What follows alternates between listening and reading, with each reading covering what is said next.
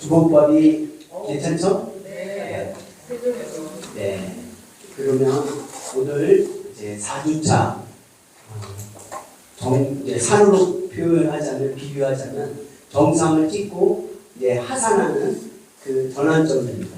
그래서 오늘 이제 우리 두 번째 강의로 강동주 강사님께서 하시게 됩니다. 우리 주제는 육아일기입니다. 그래서 제 주변에서 육아일기를 쓰신 분들을 레이더망을 돌려서 찾아봐도 제 정보력이 부족했는지는 몰라도 우리 강동주 교수님이 육아일기를 기록을 하셨고 그걸 지금까지 보관을 하시고 그래서 지난 기술 때 수업을 하셨는데 너무 감동적인 수업이어서 다시 한번 모시게 됐습니다. 우리 그랄일기대학의 가장 유력한 교수 중에 한 분이라 믿어 의심치 않습니다. 기대하시고 뜨거운 환영의 박수를 부탁합니다. 네, 감사합니다. 여러분들 그 박수 소리가 너무 자, 인사드리겠습니다. 어제 사실 서울에 출장을 가서 밤 10시 반에 왔어요. 너무 이제 힘든 상황인데 우리 이사장님하고 약속을 지키기 위해서 불이 나게 왔습니다. 여러분들 너무 만나서 반갑고요. 오늘 요번에 그 일기대학 사회차인데 요번 10일 기수님이 누구시죠? 두 분 계시구나. 제가 두 분을 더욱더 위해서 시간을 갖도록 하겠습니다. 오늘 제가 말씀드릴 거는 태교일기, 육아일기고요. 태중일기, 그리고 육아일기. 그리고 또 한 가지는 내가 생각하는 일기란 무엇인가, 일기에 대한 좀 개념이나 정의가 필요할 것 같았어요. 그리고 세 번째로는 감사일기에 대해서 이렇게 진행을 이 시간 안에 다 할 수 있을 것 같아요. 이렇게 진행하겠습니다. 제 이름은 강동주이고요. 다시 한번 박수 부탁드리겠습니다. 네. 박수를 많이 치셔야지 건강해요. 면역력이 올라가. 손바닥을 계속 치면.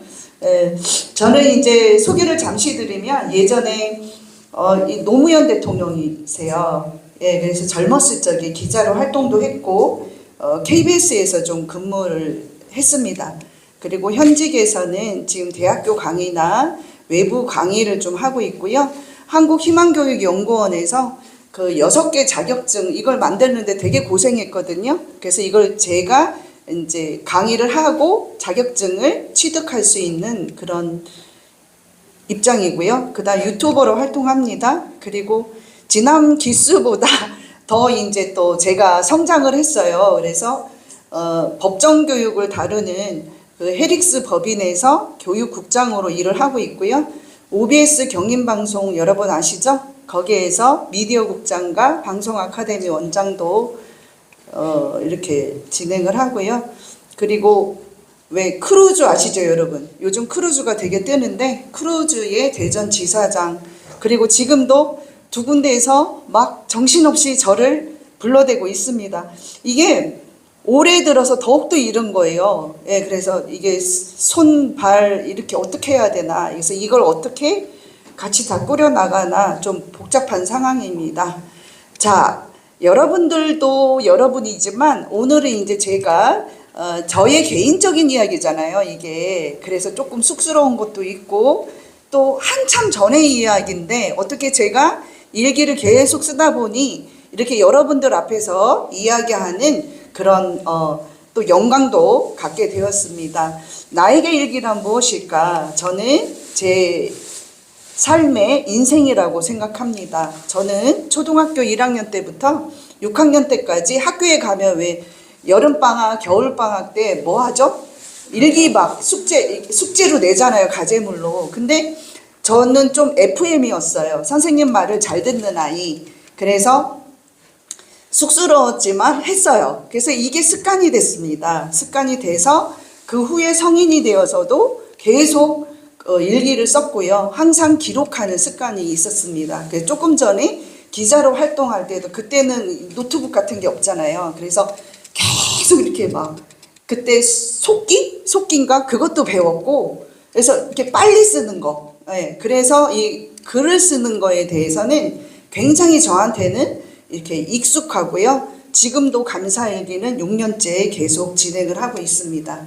그래서 먼저 제 이제 조금 쑥스럽긴 하지만 따끈따끈한, 그리고 이제 이 태교일기, 육아일기 같은 경우는 그때 아니면 못 쓰는 거잖아요. 그쵸? 그냥 일기하고는 조금 더 독특한 그런 거여서 아, 내가 정말 잘했다 이런 생각이 사실 들거든요. 그래서 좀 부끄럽지만 여러분들한테 소개를 드리도록 하겠습니다. 이 세상에서 제가 이 세상에 태어나서 가장 행복했던 순간이 언젠가, 여러분들도 한번 여러분을 중심으로 생각해 보세요. 나는 언제 가장 행복했지? 아득한 일이 될 수도 있고 어떤 분은 금방 떠오르는 분도 계실 거예요. 이 세상에 태어나서 가장 감동받았던 순간은 언제였을까? 가장 잘했다고 생각하던 때는 언제였을까? 예, 한번 고민해 보세요. 저는 이걸 정말 몇 초 만에 얘기를 할 수 있어요. 저는 임신과 출산이었습니다. 예, 그래서 오늘 이제 말씀드릴 거는 우리 아들이 첫 아들인데요. 올해 35세가 되었어요. 그래서 34년이 된 우리 집 가보 1호를 공개를 드리도록 하겠습니다. 타임머신을 타고 여러분들과 함께 출발하겠습니다. 이거예요.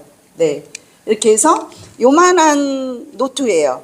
실제적으로 요만한 노트에 이렇게 태중일기 1, 2, 3 뭐 이렇게 해가지고 쭉 해서 보관을 하고 있고, 얘를 우리 아들 결혼할 때 선물로 며느리한테 이걸 줄 거예요. 이게 보이지 않는 압박? 뭐 이런 거 있잖아요. 네. 그래서 이렇게 해놨습니다. 몇 년도? 이 92년도예요. 네. 그래서 그 이야기를 이렇게 좀 드리도록 하겠습니다. 사실 여러분들은 이제 교회에 다니시는 분들이 많다 보니 좀 말도 안 돼 이러겠지만, 저는 그 시절에요 계획 임신을 했습니다. 그래서 왜 그렇게 되었느냐면, 우리 집에는 친척집에 이게 딸만 5이었어요. 근데 그때 제가 넷째였어요. 그래서 우리 엄마는 항상 우리 큰 딸부터 시작하면서 아들을 낳을 수 있나 없나 이거를 노심초사하는 엄마였어요.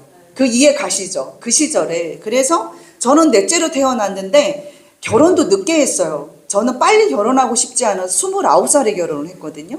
그럼 제 나이 나오겠다. 그 계산하지 마시고. 그래서 어떻게 하면 우리 엄마를 좀 편안하게 해드릴까 막 이런 생각을 하다가, 그때 라마조호흡법인가 뭐 이런 게 굉장히 유행했어요.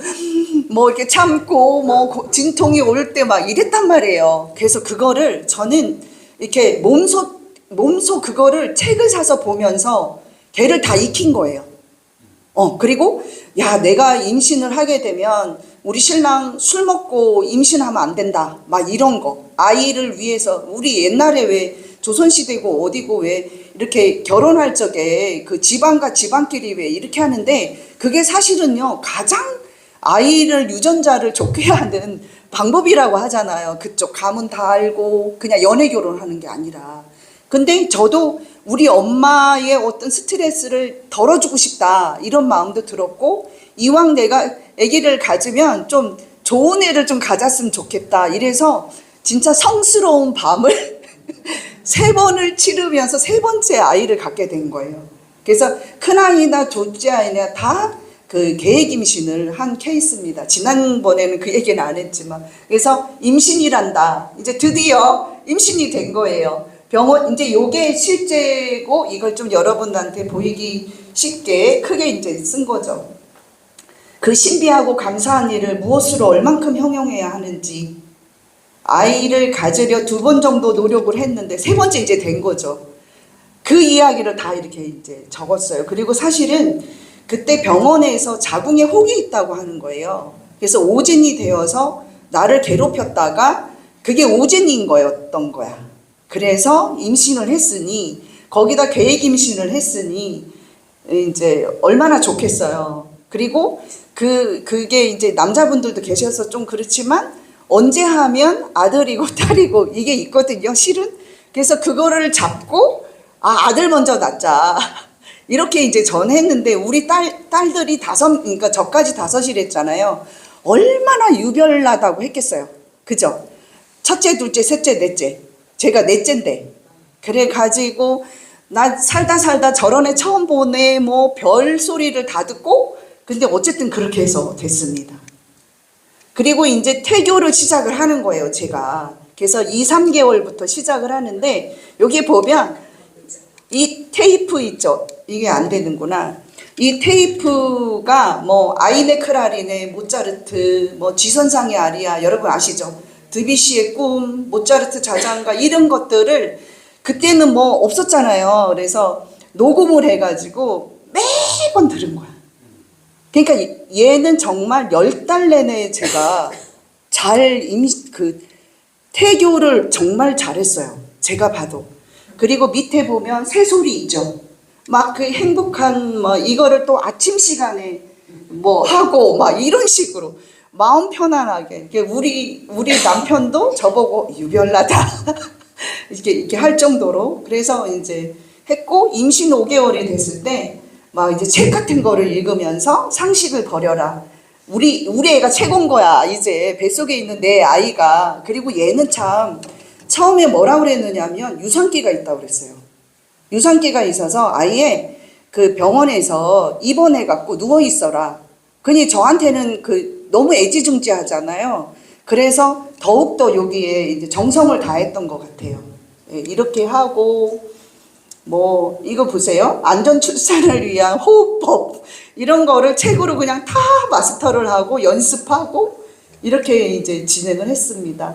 자, 그리고 나서 아기를 낳았어요. 형용할 수 없다. 그날은 못 썼어요. 그 다음날 쓴 거겠죠. 그리고 생후 4일째 새벽 1시간가량 놀다 청각을 인지한다. 빛도 느끼나 보다. 아 하고 소리를 낸다. 4일째인데 이건 제가 거짓말이 아니잖아요. 그죠? 아마 옹알이의 시초인가 보다. 생후 6일째 6일 만에 배꼽이 떨어짐.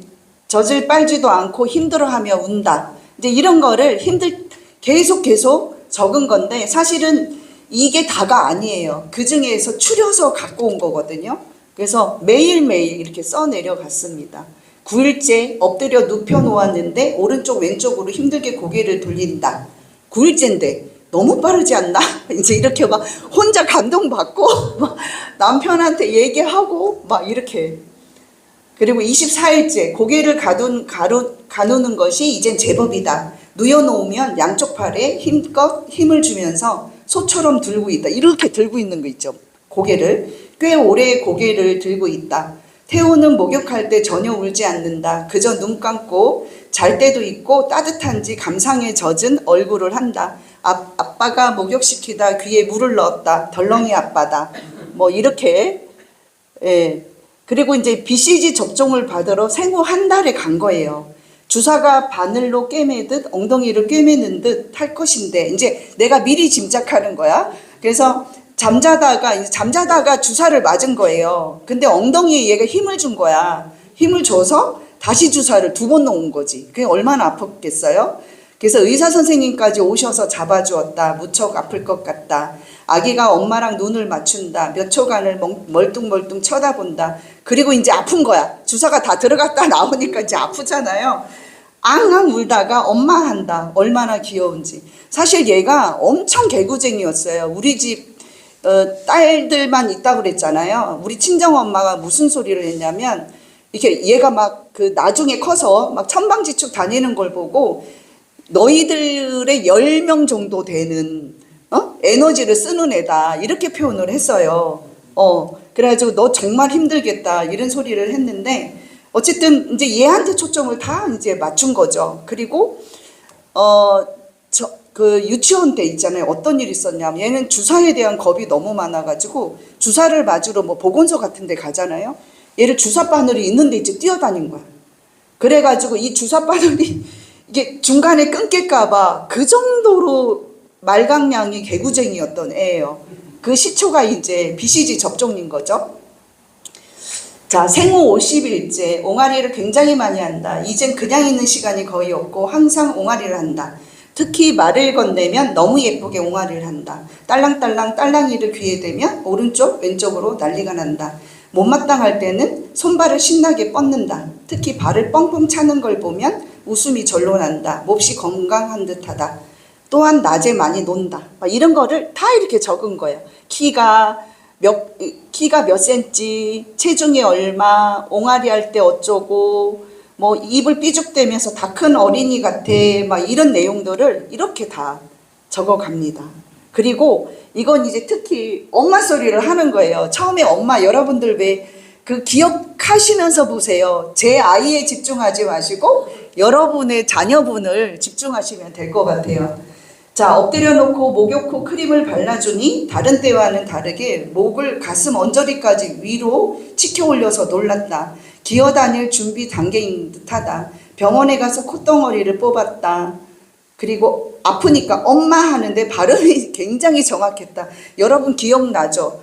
막 엄마 소리 하면 남들은 아이고 무슨 그게 월수에 이러는데 맞아 막 이러고 막 그런 거 있죠. 네, 아빠인지 빠빠인지 막 네, 그 내용이고요. 자, 태호가 자변기에 있는데 왜 자꾸 그 좁은 데를 양쪽 발을 다 넣고 들어가는 그 모습이 배꼽을 지게 한다. 화장지를 온몸에 똘똘 말고 돌아다닌다. 아기 지능 발달에 좋다고 하여 그대를 칭찬을 해주었다. 오랫동안 그렇게 논다. 장난감 전화를 갖고 놀다 전화해 보라고 귀 언저리에 갖다 대고 뭐라 계속 중얼대는 이제 흉내를 내는 거죠. 네. 그러더니 전화기 줄을 목에 턱 감고 본체와 수화기가 목 양쪽에서 덜렁덜렁대며 왔다 갔다 돌아다닌다.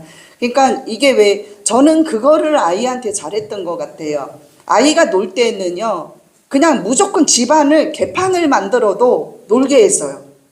그래가지고 제가 왜 보통 부엌일 이런 걸 안 하고 얘랑 그냥 집중을 했고 얘 잘 때 청소를 하는 거예요. 그러면 얘가 아까도 말했듯이 너무너무 막 활동적이어서요. 이렇게 남편이 집에 오면요. 발을 디딜 곳이 없는 거예요. 그 정도로 이렇게 활동적으로 일을 했죠. 그래서 제가 조금 돌아보면 잘했던 것이 막 청소하는데 집중을 하나도 안 하고 개판이어도 얘한테 그거 눈높이를 해줬다는 거 그게 좀 잘한 것 같아요. 그리고 10개월 19일째 새 발자국을 홀로 뛰는 거예요. 네, 그래서 감격 또 감격 흥분해서 태호 아빠를 크게 불렀다. 자기도 이렇게 발을 떼고 감격 내지는 흥분을 했나 보다. 활짝 웃는다. 사실 저는 우리 이 10기에 들어와서 이 수료를 이제 했거든요. 여러분들의 이제 한 기수 선배인 거예요. 그런데 이 이야기를 일기대학이 굉장히 저한테는 좀 생소했어요. 지금까지 어렸을 때부터 그렇게 일기를 썼는데도 불구하고 이제 잊고 사는 거죠.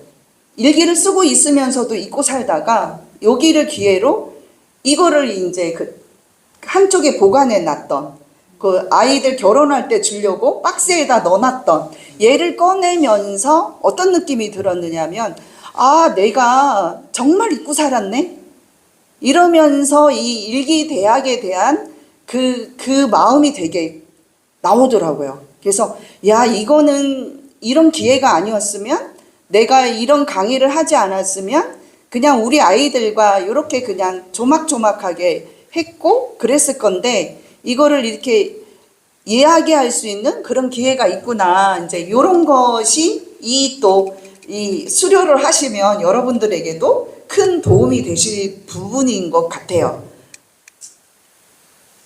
자, 그리고 이제 이거는 조금 재밌어요. 11개월 21일째가 됐는데 태호를 이부자리 위에 앉혀놓고 나 혼자 서서 춤과 노래를 불렀다. 모노 드라마를 하는 거예요. 아이랑.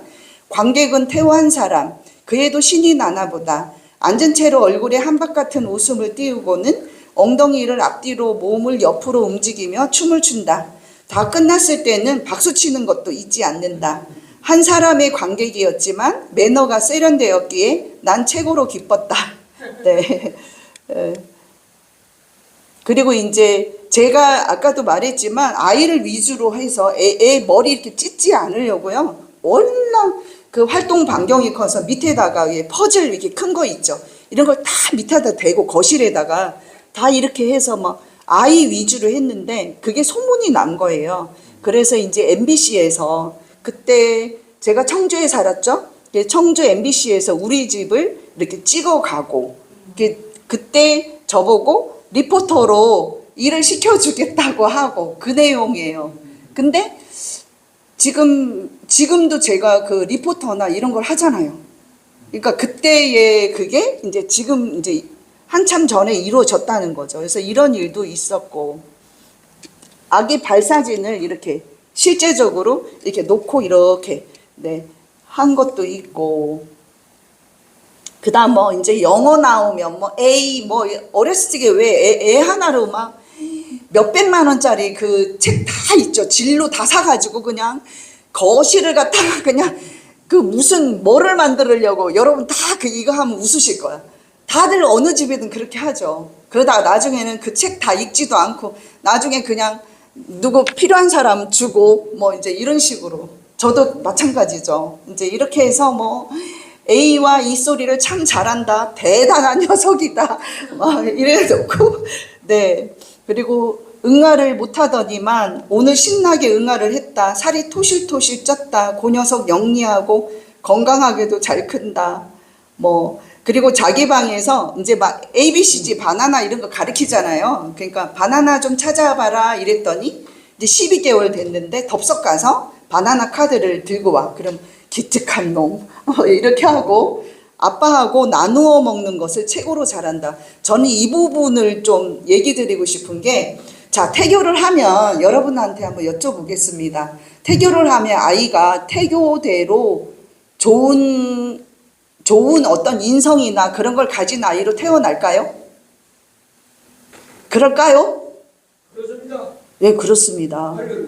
그렇습니다. 왜냐하면 제가 우리 큰아이와 둘째 아이를 태중 태교일기를 다 했는데 저는 이 아이한테는 진짜 너무 열심히 했어요. 아까 봉대 음악 듣고 행복해 막 이러면서 10개월을 있고 아이를 낳았고, 둘째 아이는요 그때 제가 베이커리를 했어요. 제과점을 좀 크게 했는데 그 아이한테는 태교를 제대로 못했어요. 육아일기는 했는데 태중일기는 거의 못했어요. 뭐만 했는 줄 아세요 여러분? 돈 세는 것만 했어요. 진짜로 너무 바빠서 휴식도 별로 없고 그냥 막 사람 두고 막 이렇게 하니까 이제 그렇게 됐는데 아이의 인성이 좀 둘째 아이한테 미안하지만 좀 달라요. 그래서 제가 우리 둘째 아이한테 더 측은한 게 있어요. 제가 걔 몰래 미안한 게 있어요. 내가 우리 아들처럼 그렇게 했었으면 이 아이도 좀 사춘기 때 좀 덜했을 텐데, 근데 저는 이제 미스 때부터 계속 일을 하다 보니까 어렸을 적에 이 아이를 엄마가 키우는 게요 얼마나 중요하다는 거를 저는 뼈저리게 느껴요. 그래서 대개 보면 왜 그 문제되는 아이들 있잖아요. 그러니까 그 TV 보면 문제되는 일들 벌어지죠. 그네들의 심리적으로 들어가 보면 결국은 누구예요? 어렸을 적에 그 아이들이 엄마 아빠 사랑을 못 받고 자란 사람들이 그 어렸을 적에 그게 끝까지 남아서 그런 사회의 문제도 일으키고 이러잖아요. 그러듯이 저 같은 경우도 우리 아이가 그런 문제가 있다는 게 아니라 얘는 그렇게 10개월 동안 애지중지했는데 걔는 그 환경이 되지가 않았던 거야. 그래서 걔한테 굉장히 저는 좀 미안한 게 이렇게 있습니다. 네, 그리고 이제 얘 같은 경우는 어떠냐면 이 얘기를 하고 싶었어요. 이 아이는, 큰 아이는 뭐가 있으면 항상 있잖아요. 부모님한테 먼저 주고 이렇게 그런 예의가 있는데, 둘째 아이는 태교를 안 했다고 그랬잖아요. 우리끼리 얘기지 마. 그래서 어떻게 했냐면 욕심이 생기는 거야. 욕심이 많아서 뭐를 주면, 그리고 이제 이 아이랑 둘째 아이랑 5살 터울이 다 돼요. 그러니까 얘는 아들이고 합기도 이런 걸 다 배웠던 애고, 둘째는 안 그러니까 공주처럼 키운 거야. 이게 아들이 이렇게도 못하게, 이렇게 하다 막 이게 좀 벌벌벌벌 하면서 얘를 키운 거야. 그랬더니 그 좀 뭐랄까 자기 먼저 아는 이런, 네. 그래서 그 어렸을 때의 그 교육과 태교가 얼마나 중요하다는 걸 난 둘을 보고도 더 느껴요. 그리고 이 큰아이는 지금도 있죠. 혼자서 콘서트를 다녀요. 음악. 제가 그렇게 태교했댔잖아요. 엄청 좋아해요. 그래서 정말 우리나라 이제 이 아이 출산율이 좀 너무 그렇지만 그건 정말 제가 이제 확실하게 말할 수 있는 부분이에요. 그래서 둘째 아이는 이게 먹을 거 있으면 먼저 먹어요. 그래서 이제 가르쳐서 이제 그렇게 된 거고 얘는 가르치도 않는데 먼저 이렇게. 그래서 나누어 먹는 거를 이렇게 좋아하는 거예요. 최고로 잘한다. 기특했죠. 예, 그리고 뭐 돌잔치에 아줌마, 요리사 아줌마 불러서 막 했는데 여기 보면 자식놈 돌이 뭐 그리 중요한지 엄마 아빠 기둥뿌리 다 뽑혔다 히히 막 이런 거. 그리고 이제 남편이 이제 공부를 하는 사람이라 돌상에서는 책과 연필을 이렇게 잡았다. 아빠 닮아서 뭐 이제 이런 거. 그리고 이제 여기 보면 더러운 거 만져서 엄마가 이놈 하고 인상을 썼더니 나를 쳐다보며 눈치를 보더니 내 곁에 와서는 잉 하고 큰 소리로 뭐라 한다. 무서워서 한참을 웃었다. 아빠가 이불 깔러 가자 하니까 일어나 안방으로 가서 이불장 앞에 선다. 하는 짓이 얼마나 이쁜지 정말 깨물고 싶을 정도이다.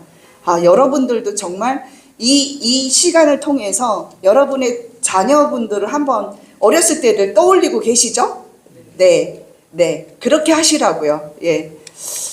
자, 그리고 뭐 책 외우는 것이 대단하다. 잠잘 때 책을 읽어주니까 그것을 아예 외운다. 저도 이거 진짜 놀랐어요. 그래서 저번에 이어서 이번에도 10일 정도밖에 안 됐는데 두둥실기구 이 동화책 있잖아요. 얘를 다 외우는 거예요. 애가. 뭐 그런 거. 이거 참 재밌어요. 34개월 3일째인데 며칠간 아파서 우리 태호와 나는 잠만 잤다. 특히 태호는 제대로 먹지 않고 잠을 자는데 안쓰러워 죽겠다. 오늘 아침에 열이 올라 몹시 걱정했는데 퇴근하고 오니 다행히 열이 내렸다. 저녁을 먹으면서 하는 말, 엄마 나 소방차 아저씨 될 거예요. 그래서 제가 그래 그러렴. 그때 뉴스에서 진화 작업을 하는 장면이 나왔다. 사촌 누나가 너 저 아저씨처럼 불을 꺼야 돼. 얼마나 뜨거운데. 얘가 이제 또 그 조카가 또 잘못 얘기한 거지, 그지? 현실적으로 사람도 저 불 속에 가서 꺼내와야 해. 어쩔래? 그랬더니 엄마 바로 그 얘기 떨어지기가 무섭게 엄마 나 그러면 소방차 아저씨 안 될래요. 그래서 어머 왜? 그랬더니 이렇게 침 한번 삼키고 여기 지문까지 넣었죠. 있잖아요. 불 때문에 머리 뜨거워져서요.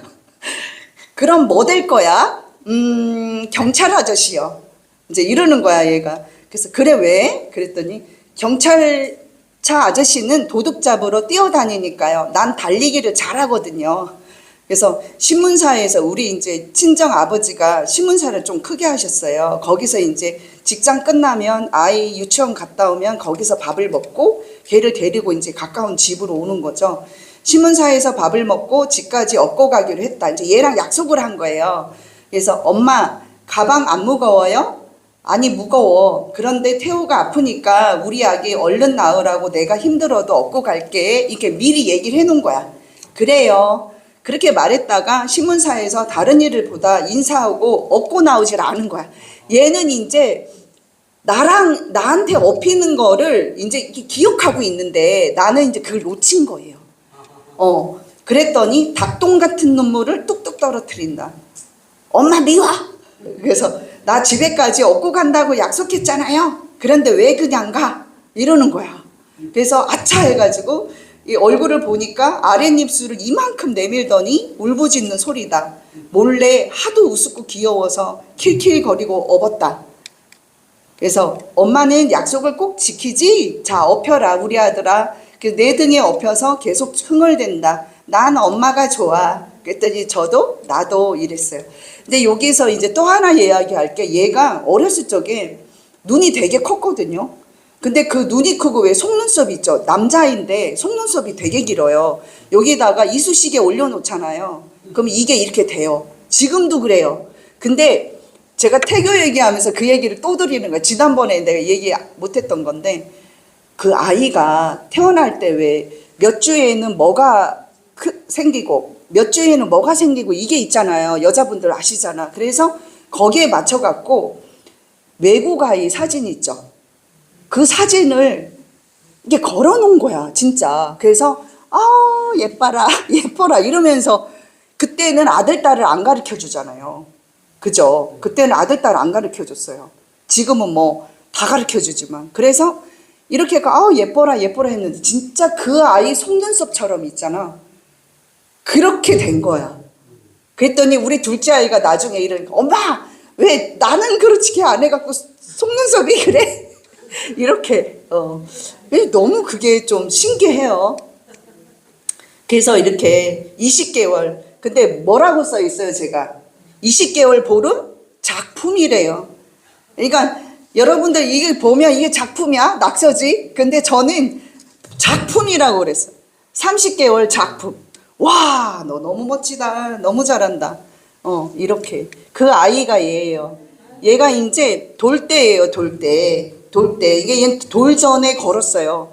이 옷이 또 특이하게 우리 둘째 언니가 이런 걸 다 만들 줄 알아요. 디자이너처럼. 그래서 이거를 한복을 아예 선물로 해줘가지고 맞춰서 이렇게 했죠. 그래서 이 눈이 있잖아요. 진짜 속눈썹이 이렇게 크고 이랬어요. 예, 예. 이게 저랍니다. 그때는 좀 한인물 했는데 지금 살이 너무 쪘어. 네, 살 이제 좀 빼려고 합니다, 요즘. 네. 그래서 이제 요 아이가 유치원 때, 가서 왜 어린이집 이런 데서도 왜 노래하잖아. 그래서 꽃갈 모자 쓰고 이제 이랬던 거야. 그 얘가 둘째예요. 장군 같죠? 네, 코도 크고 귀도 그렇고 애가 관상이 좋아요. 또 관상 얘기하면 안 되지. 자, 그런데 진짜 그래서 근데 얘는 제가 육아는 잘 했는데 태교는 좀 돈 세는 것만 했습니다. 네. 그래서 이 아이들이 이렇게 컸어요. 이렇게 커서 같이 여행 다니고, 요게 둘째, 얘가 이제 첫째. 그리고 이제 여기 태국 갔을 때, 그리고 그 하와이 갔을 때. 그래서 애들이 이렇게 번듯하게, 예. 그러니까 그 생긴 거는 그나마 봐줄만 해요. 네. 그리고 이제 둘째는 제가 이제 대학에서 시니어 모델 이쪽 그 교수거든요. 그래서 그때 이렇게 와가지고 같이 사진도 찍어주고 이제 이렇게 했습니다. 그래서 저는 이제 임신 5주 때부터 6세까지 이 아이들의 태교일기, 둘째는 그렇지만 육아일기를 계속해서 했습니다. 근데 여러분들 왜 그 북한에 있는 김정은이 우리나라 못 쳐들어오는 이유가 뭔지 아세요? 그래.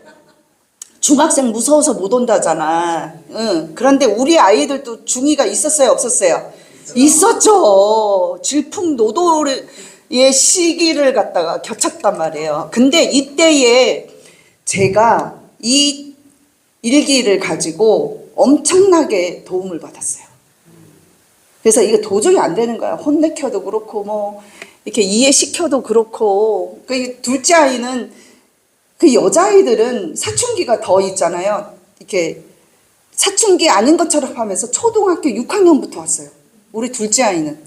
그러면서 고등학교까지 질질 끌고 그렇게 하고, 어렸을 적에 제가 바깥 일을 저는 이제 그 미스 때부터 하다 보니 정성을 다 못했잖아. 그러니까 엄마에 대해서 서운한 게 많은 거야. 둘째 애는. 그래서 이제 첫째 애도 사춘기였는데 얘는 짧고 굵게 했어. 그래서 어쨌든 이때 있잖아요. 이래도 저래도 안 돼가지고 제가 어떻게 했는 줄 아세요? 얘를 다 꺼낸 거야. 그러니까 이만큼 되잖아. 자, 엄마랑 그 전까지는 걔를 한 번도 있지 꺼내보질 않았어. 살기 바빠서 맨날 뛰어다니고 뭐하고 해서. 그래가지고 얘네들이랑 걔를 갖다 보는 거야.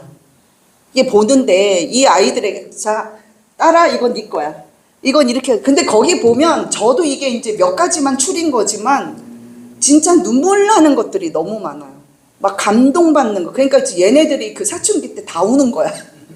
그 막 질풍노도의 시대에 이걸 보고 그러면서 자 이거 보면 우리 딸은 특히 자기가 나를 그러니까 엄마가 자기를 덜 사랑했다고 생각하는 거야. 사실은 바빠갖고 처제처럼 못했다니까요. 그러다 보니까 그런 게 어렸을 때 있는 거야. 그래서 일찍 어린이집 보냈고 막 이런 게 있어서 그래서 내가 딸내미 이거 봐봐. 엄마가 너를 안 사랑하니? 거기에 막 애 쪽쪽 빨고 뭐 사랑해 막 이러고 같이 맨날 있잖아. 누워가지고 아빠는 저쪽에 가 있고 이렇게 해서 둘이서 있잖아. 손 줍고. 왜냐하면 낮에는 떨어져 있으니까 사랑해 막 이러고 안아주고 막 그러한 이제 일기 내용들이 다 있는 걸 보더니 그때 마음을 좀 돌리더라고요. 엄마 나 사랑했네. 이렇게. 아들은 뭐 더 말할 것도 없고. 그래서 이게 참 도움이 많이 됐어요. 둘이 막 그랬던 시절에. 그래서 이런 아픔을, 슬픔을 같이 이제 남편은 바깥에서 일하고 뭐 이제 그러니까 저는 이제 집에서 좀 잘했던 거는 대화를 많이 했어요. 사실 바깥에 나가서 강의하고 오면 집에서 선생님 아시죠? 이게 막 입국다시야. 완전 이걸 딱 막아. 하고 싶지가 않은데도요. 집에 와서 수다 떨고 뭐하고 제 나름대로는 그래서 그 사춘기에 그 고비를 좀 넘겼어요. 이걸 통해서. 그래서 얘는 이제 결혼할 때 제가 이 아이들에게 주고 그래서 사위는 사위에게 내가 딸을 네 와이프를 얼마나 사랑하고 애지중지 키웠는지 알아? 이걸 갖다 은근슬쩍 다 보여주는 거지. 그리고 그 며느리한테는 우리 딸한테는 당연히 그랬죠.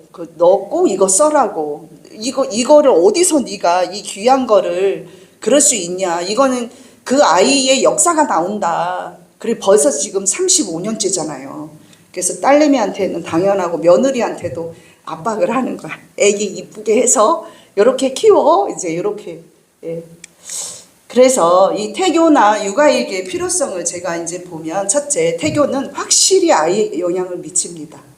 그래서 사실은 결혼할 때 남자보다요 여자가 더 현명해야 된다고 저는 생각해요. 그 신사임당처럼. 그쵸? 여자가 어느 정도 지혜롭고 제가 꼭 그래서 지혜롭다는 건 아니고 네 그래서 남편은 이제 돈 벌어 오기 바쁘고 뭐 보통 이제 그렇죠. 요즘 맞벌이도 많지만 그래도 이 여자가 좀 현명해야 그 아이들에게도 이런 영향을 미치지 않을까. 사실은 저는 그 시절에도 요즘에 여자들 담배 피는 여자들 굉장히 많잖아요. 근데 그 자기 이거를 못 끊어가지고 그때도 그런 친구들도 있었거든요. 그래서 그렇게 좀 준비를 해야 되지 않겠냐 보는 거고 두 번째는 자녀의 아기 때의 상황이 고스란히 남는 거예요. 기록이. 아까 안내의 일기도 있지만 이 일기라는 것이 그렇지 않습니까? 그리고 엄마가 자기를 위해서 얼마나 최선을 다했는지가 아주 디테일하게 생생하게 전달이 된다는 겁니다. 그리고 아이가 엄마의 사랑을 받고 자랐다는 그 자아 존중감이 결국은 뭐예요? 이 아이가 어른이 되어서 평생 갈 때 있죠. 살아가는데 사회생활에 엄청난 도움이 됩니다. 그래서 왜 우리 큰아이 군대 갈 때 있잖아요. 부대 그때 또 김정은이가 미사일 쏘고 막 이럴 때예요. 그래가지고 저는 막 맨날 찔찔찔찔 울고 다녔어. 이 아이. 근데 그 아이가 어디로 갔냐면 저 위에 있죠. 거기 어디야? 제일 백호부대 이쪽으로 떨어진 거예요. 그래가지고 거기 뭐 사주 교육받고 가다가 막 펑펑 울고 막 이랬던 그것도 있는데 이제 거기서 왜 왕따 당하는 애들이 많다고 그러잖아요. 군대 가서. 그래서 거기는 우리 아이는 헌병으로 착출이 됐어요. 그래서 헌병으로 마쳤는데 거기 헌병에 가면 그 감옥 있죠. 그 감옥이 있대요. 그래서 얘가 가서 이 감옥에 거기를 이렇게 한 바퀴 돌고 이러는 게 이제 얘 그거였던 거야. 근데 거기 있는 애들은 왕따를 당하거나 거기서 있잖아 자살하는 애도 많고요. 변기 화장실에 가면 위에 죽지 말자 이렇게 써 있대요. 완전 최전방이거든요. 그쪽에 가가지고 그거를 이제 복무를 했는데 거기에서 왕따 당하는 아이들이 대개 보면 조금 뭐랄까 사회성이 떨어지잖아요. 그래서 저는 그런 거를 맨 처음에는 모르고 아이 보내놓고 우리 아이가 왕따 당할까 무슨 일 생길까 봐 사실 그게 너무너무 걱정됐었어. 그런데 있잖아요. 나중에는 그 처음에는 막 휴가 나오면 막 집안 식구들이 왜 벌벌벌벌 거리잖아. 그러다 나중에는 휴가 나면 나왔니? 이렇게 바뀌어. 그래서 이 아이들은 그런 사회생활을 굉장히 잘하더라고요. 너무 감사하죠. 그리고 아까 말했듯이 며느리 딸에게 자연스럽게 이렇게 전달이 돼서 이렇게 갈 수가 있고요. 그 다음에 기업을 계승하듯이 태교 육아일기도 몇 대에 걸쳐서 이렇게 갈 수 있잖아요. 낳고 이렇게. 예, 그리고 훈훈한 가정을 만드는데 기여가 된다. 아, 이건 진짜입니다. 네. 그리고 그런 가정이 많아지면 어떨까요? 이 사회가 굉장히 아름다워질 거라고 생각합니다. 인정하십니까? 네. 네. 그래서 이제 두 번째로는 내가 생각하는 일기란 무엇인가. 예. 그리고 감사일기에 대해서 얘기해 볼게요. 보통 일기라고 하면 우리가 하루 일어났던 일을 기록하는 거다. 하루에 내가 있었던 사건들을 기록하는 거다. 보통 이렇게 생각하고 밤에 잠자기 전에 쓰는 것으로 생각하잖아요. 근데 낮에도 쓰고 아침에도 쓸 수 있고 하루에 몇 번도 쓸 수 있고 이게 일기다. 뭐 일기라는 것이 꼭 뭐 어떤 규정이 있는 게 아니잖아요. 그리고 나와 내 주위에 대한 이야기도 기록할 수 있는 거고 내가 살아가면서 어떤 자연을 보고 느끼는 거. 저는 특히 책을 읽으면서 내가 이제 좀 말할까 바닥을 치거나 이런 딜레마에 빠질 때 가장 잘했던 게 뭐냐면 책을 봤어요. 책을 보면 이게 올라오는 거예요. 슬럼프에 빠졌을 적에 이게 쫙 올라오는 거예요. 그리고 책 보고 저는 감동을 되게 많이 받거든요. 영화를 보고도 감동을 되게 받아요. 제가 감동을 잘 받아요. 뭐 조그만 아이가 어디를 가다가 무슨 일을 했어. 오, 감동적인 거야. 그 애가 막 엘리베이터를 탔는데 그 꼬맹이가 막 인사하고 노래하고 막 이러면 어머 예쁘지 이러면서 또 감동하고 막 그래서 감동을 좀 많이 하는 편인데 그 감동하는 거를 쓰는 거예요. 내가 느낀 거를 쓰는 거예요.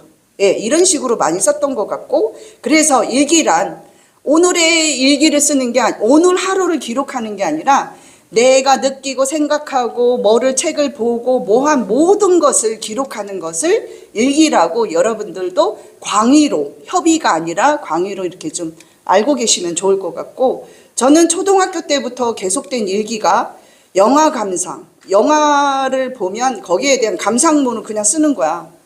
누가 시키지 않는데 왜냐하면 어렸을 적에 저는 일기를 6년 동안 했었잖아. 그 옛날에 그 습관이 붙었잖아요.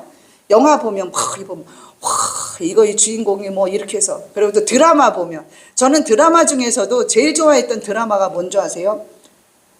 대장금. 나 잊지도 않아. 그 대장금을 50회잖아요. 그 기억하죠? 아직도. 그거를 생방으로 있잖아요. 10시만 되면 월화인가? 거기 가서 집에 가서 앉아 있는 거야. 와, 근데 그렇게 하다 보니까 내 인생이 1년을 따지고 보니까 365일 중에 내가 얼마만큼 거기다 투자를 한 거야. 그런데 사실 그 드라마를 보면서 저는 이렇게 여성의 어떤 한계를 끊고 그 조선시대의 일이잖아요. 어쨌든. 그래서 막 뭔가 도전하고 성장하고 이러는 거에 저는 감동을 되게 많이 받거든요. 그래서 막 이런 걸 막 쓰는 거야. 오늘 장금이가 막 이제 이렇게 하면서. 네네. 참 많이 했어요. 그리고 또 어떤 단어가 떠오르면 그 단어를 가지고 그냥 쓰는 거예요. 특정한 일에 대해서 하는 거예요. 그래서 나중에는 쓰다 보면요. 오늘 있었던 걸 기록하는 별로 재미가 없어요. 특별한 거 아니면 뭐 아침에 일어났다 뭐 비슷비슷한 게. 그래서 특정한 일에 관한 거를 많이 했어요. 그리고 이제 이렇게 습관이 되니까 왜 여러분들 어디 가서 강의 듣고 그러면 막 이렇게 받아 적는 분들 있잖아요. 그러면 앞에서 강사가 뭐래요? 적지 마세요. 적으면 다 잊어버려요. 그냥 들으세요. 막 이러잖아요. 근데 저는 아니에요. 굳세어라 금수나야. 끝까지 적는 거야. 왜냐면 적으면서 이게 몰입이 돼서 나는 그 내용이 너무너무 이게 기억이 쏙쏙쏙쏙 되거든요. 그래서 그거를 계속 했어요. 네, 머리에 쏙쏙 들어왔어. 그래서 적자생존이야. 우리는 일기하면 적어야 된다. 무조건. 그리고 제가 35년이 된 그 일기장을 봤을 적에 어머 내가 이런 일이 있었나? 우리 아이 키울 때 이런 일이 있었나? 전혀 생각지도 않은 내용들이 있잖아요. 그래서 일기라는 것은 그냥 떠오르는 대로 느끼는 대로 이런 식으로 적으시면 정말 좋을 것 같고요. 그리고 미스 때부터 일을 하다 보니까 자녀 챙기기 굉장히 어려웠어요. 그래서 큰아이가 중학교고 둘째가 초등학교 때요. 얘네들 성적이 완전 곤두박질을 친 거예요. 그 학교에서 이 성적표가 오는데 세상에 나는 암만 놀아도 받아볼 수 없는 그거를 얘네들이 받아온 거야. 이거 난리 났어. 남편이 남편 그럼 또 뭐 해요? 지는 안 도와주고 그죠? 여자한테 너가 뭐 어떻게 해서 뭐 또 이른다? 그러면 알았어 뭐 이제 이래가지고 이제 성적이 곤두박질을 친 거야. 그래서 제가 일을 줄이고 어떻게 했냐면 두 아이 가해 선생이 된 거야. 국영수부터 시작해서 전 과목을 애들이 중학교니까 이제 고등학교는 못하죠. 전 수학 같은 건 어려워해요. 근데 여기는 되더라고. 이래가지고 성적 올려놓고 이러면서 내가 아이들에게 너무 등한시했다라는 생각을 해서 주말마다 영화관을 다녔어요. 일주일에 한 번씩 가는 거야. 무조건. 이래서 거기에 1년 이상을 영화관을 데리고 다닌 거야. 그럼 같이 갔다 와서 이 포스터 있잖아요. 포스터 맨날 집에 가면 이만큼 있어요. 포스터가. 그래서 버리지도 않고 있어. 그러면서 그거를 보고 야 오늘 갔다 왔는데 주인공이 이랬어. 이 부분에 대해서 너네들은 어떻게 생각해? 막 이렇게 밥 먹으면서 뭐 하면서 그러니까 이 동기부여를 계속 준 거예요. 그러면 뭐 둘째 아이는 초등학교인데도 기발한 막 이야기를 하고 막 셋이서 이렇게 그거를 그렇게 했어요. 그러면서 그걸 일기를 쓰게 한 거예요.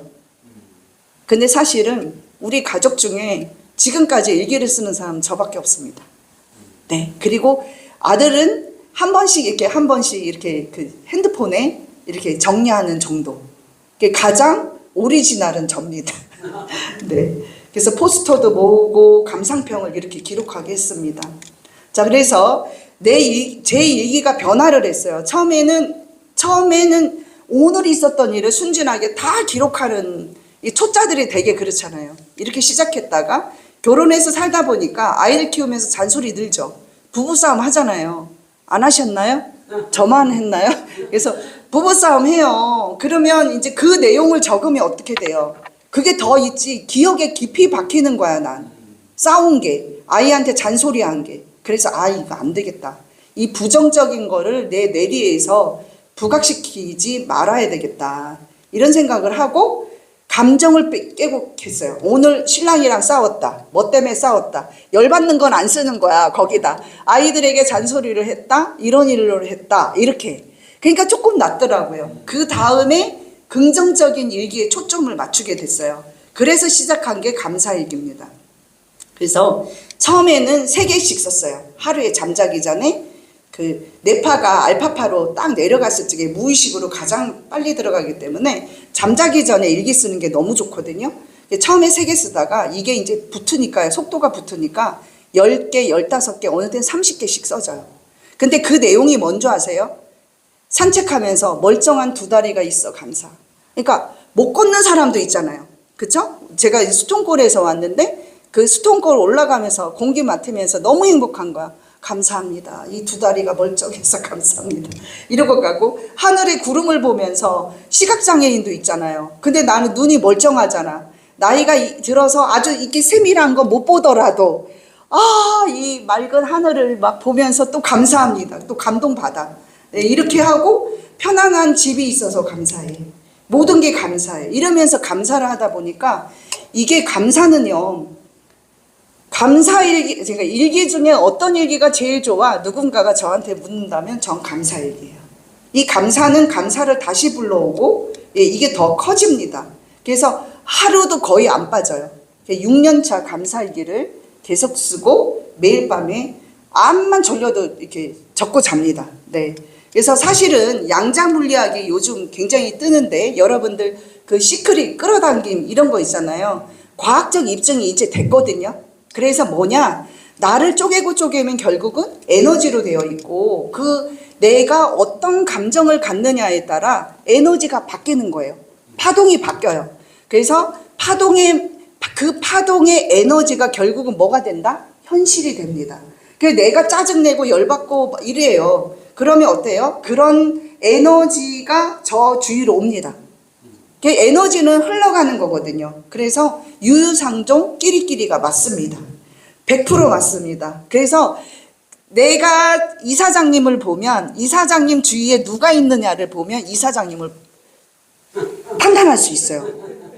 내 주위에 5명이 어떤 사람이 제일 친한지를 보면 나의 현실을 볼 수가 있는 거예요.